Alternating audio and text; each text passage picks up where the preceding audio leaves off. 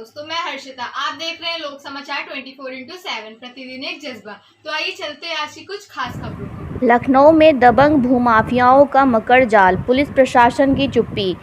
दबंग भूमाफियाओं के द्वारा सरकारी भवन को किया ध्वस्त। राजस्व विभाग की 10 बिस्वा जमीन पर बना किसान सहायक केंद्र किया कब्जा। मामला ग्राम पंचायत शहजादी, थाना बंथरा, कानपुर रोड, कटिबगिया के समीप लगभग 150 मीटर मोहान रोड पर बना सरकारी भवन करोड़ों रुपए की लागत से तैयार किया हुआ किसान सहायक केंद्र को 2005 में तैयार किया गया। सरकारी भवन भूमाफियाओं एवं दबंगों के द्वारा जमीन दोजाद कर दिया गया और दबंगों के द्वारा निर्माण कार्य हेतु कई गाड़ी मटेरियल कब्जा करने के लिए सरकारी भूमि पर पड़ा हुआ है। दबंग भूमाफियाओं के खिलाफ शिकायत भारतीय जनता पार्टी के जितेंद्र सिंह प्रतिनिधि के द्वारा भारतीय जनता पार्टी के लेटर हेड पर उप जिलाधिकारी सरोजनी नगर को लिखित रूप में दिया गया।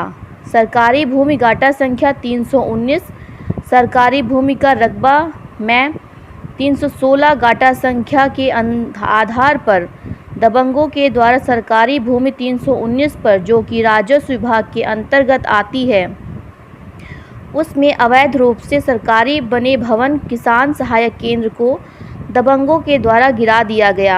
लेकिन उप जिलाधिकारी सरोजनी नगर के द्वारा राजस्व विभाग के किसी भी अधिकारी ने आकर निरीक्षण नहीं किया और भारतीय जनता पार्टी के नेता जितेंद्र सिंह प्रतिनिधि के द्वारा बताया गया कि सरकारी भूमि पर दबंगों द्वारा अवैध रूप से कब्जा करने की फिराक में लगे हुए हैं। और पत्रकारों से बातचीत के दौरान जितेंद्र सिंह ने बताया कि अभी तक उप जिलाधिकारी के आदेश के बावजूद पुलिस प्रशासन का कोई भी अधिकारी लेने नहीं आया, इसलिए भूमाफियाओं के द्वारा बिल्डिंग मटेरियल लगभग 4 गाड़ी राजस्व विभाग की जमीन पर एकत्रित किया गया और किसी भी समय निर्माण कार्य शुरू होने की संभावना है।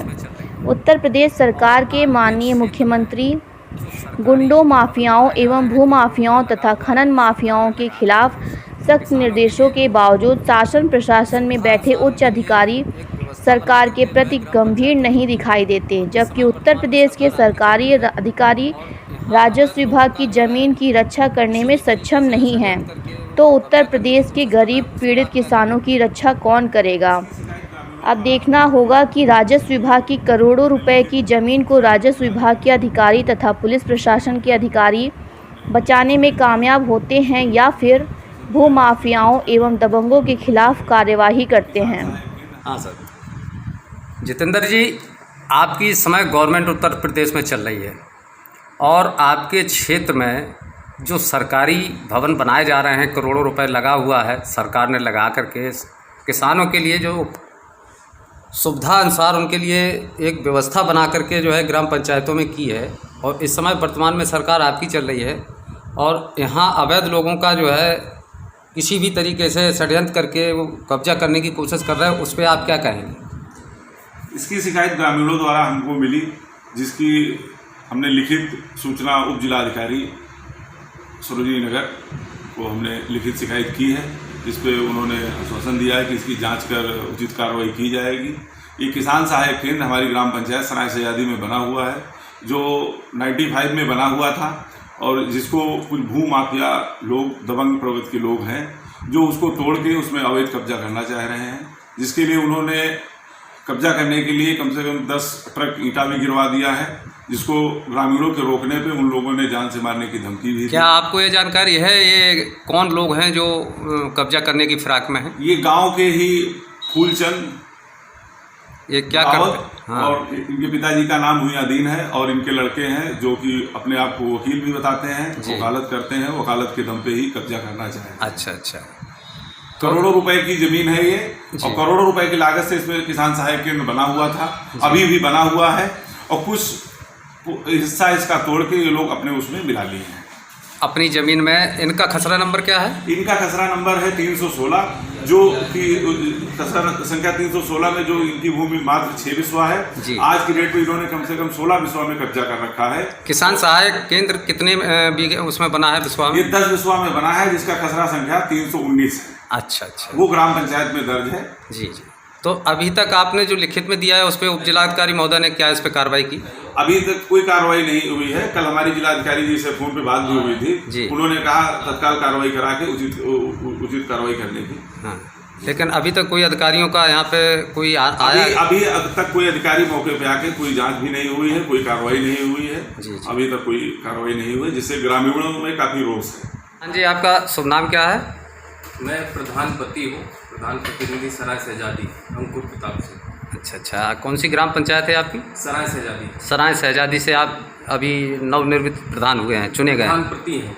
कोई बात नहीं, महिला सीट थी वो हम जान रहे हैं, लेकिन प्रधानी तो आप ही करेंगे, जी। पत्नियां कहाँ जाती हैं। अच्छा, ये बताइए, आपके ग्राम पंचायत में जो इस समय सरकारी भवन को कब्जा कराया जा रहा है, ये आपके संज्ञान में है?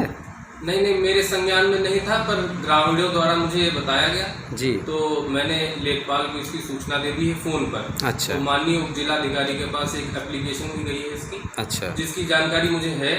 और फिलहाल में जिन लोगों ने वहाँ पे निर्माण के लिए ईंटा वगैरह गिरवाया है जी। हमने उनसे फ़ोन पे बात करके उनको बता भी दिया कि वो जल्द से जल्द वहाँ से ईंटा हटा ले। अच्छा। अन्यथा जो प्रशासन कार्रवाई करेगा फिर उसके लिए हम लोग प्रशासन के साथ। इस समय जो आपने उनको फ़ोन करके अवगत कराया तो उसमें उनका क्या रिएक्शन था?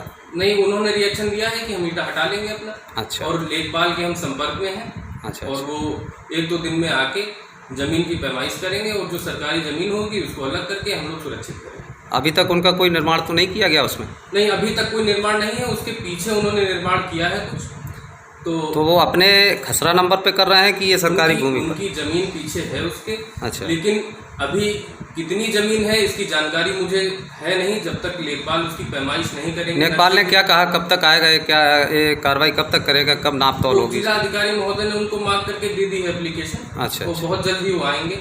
अच्छा। जैसे ही उनको सरकारी आदेश मिलेगा वो आएंगे और हम लोग प्रशासन के साथ हैं और जो भी सरकारी ज़मीन है उसको अलग करवा के निकलवाएंगे। चलिए, धन्यवाद।